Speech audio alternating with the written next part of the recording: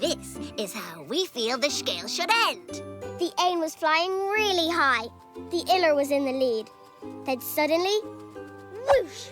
A big wind lifted the iller higher and higher until he finally landed on the moon, where he lived happily ever after.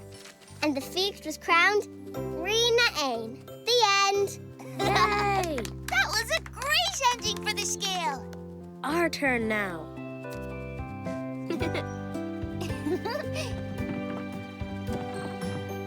The iller and the fiach were flying higher and higher. Then they heard a strange sound. Beep, boop, beep, beep, boop, boop.